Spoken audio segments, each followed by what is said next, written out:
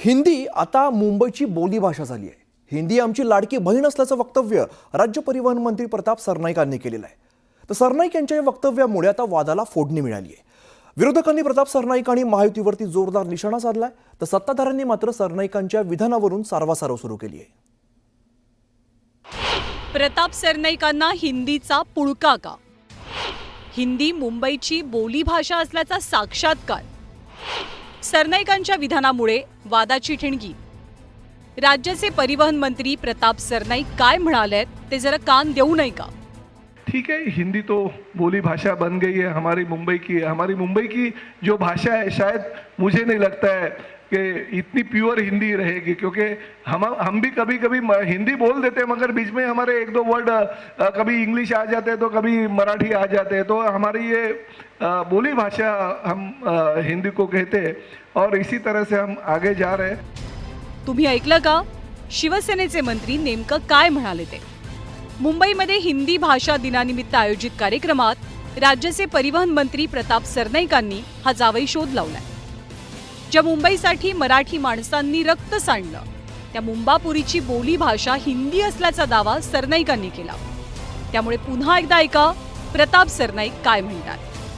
ठीक है, हिंदी तो बोली भाषा बन गई है हमारी मुंबई की जो भाषा है, शायद मुझे नहीं लगता है कि इतनी प्योर हिंदी रहेगी, क्योंकि हम भी कभी कभी हिंदी बोल देते हैं, मगर बीच में हमारे एक दो वर्ड कभी इंग्लिश आ जाते हैं तो कभी मराठी आ जाते हैं। तो हमारी ये बोली भाषा हम हिंदी को कहते हैं और इसी तरह से हम आगे जा रहे हैं। प्रताप सरनाईकांनी केलेल्या वक्तव्यामुळे नव्या राजकारणालाही तोंड फुटलंय।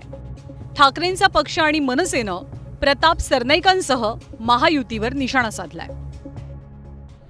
तेव्हा लाडकी बहीण दुसरी कोणी, मावस बहीण, आते बहीण हे प्रकार नव्हते। आणि आता हे लोक म्हणतात आम्हीच बाळासाहेब ठाकरेंचे वारसदार, बरं का, हेच म्हणतात आम्ही बाळासाहेब ठाकरेंचे वारसदार। त्यांचे जे कोणी नेते आहेत त्यांना विचारावं, हा जो विचार आणि भूमिका आहे मराठी संदर्भातली, हीच तुमची मुख्य भूमिका आहे का? ते जे विचार मांडतात हा भारतीय जनता पक्षाचा विचार आहे, अमित शहांचा विचार आहे। हे स्पष्ट स्वरूपामध्ये हा भाजपचाच अजेंडा आहे पुढे चालवत आहेत आणि यांना मराठी मायबोली मराठी गुंडाळून ठेवायची आहे, हा याचा स्पष्ट यातून ध्वनित होणारा अर्थ आहे। आणि भाजपचा अजेंडा काय, तर त्यांना मराठी ही नेस्तनाबूत करायची आहे आणि त्यांना हिंदू राष्ट्र अशा स्वरूपाची त्यांची ही मांडणी आहे। त्यांनी जर हिंदी लोकांची, हिंदी भाषिकांची बाजू नाही घेतली तर ते पडतील, त्यामुळे त्यांनी त्यांची बाजू ठेवायला केलेलं आहे। तुम्ही एकंदरीत पाहिलं असेल, हिंदुस्तान हा जो एक नेरेटिव्ह चालवला आणि त्या अनुषंगाने ज्या मराठी माणसाची जी मुस्कटदाबी, गळचेपी चालू आहे, त्याची मराठी माणूस अत्यंत दुःखी आहे आणि यांना माहिती आहे की आम्हाला ती मतं मिळणार नाही। प्रताप सरनाईकांच्या वक्तव्यावरनं आता सारवासारव करण्याचा प्रयत्न सत्ताधाऱ्यांकडून सुरू आहे।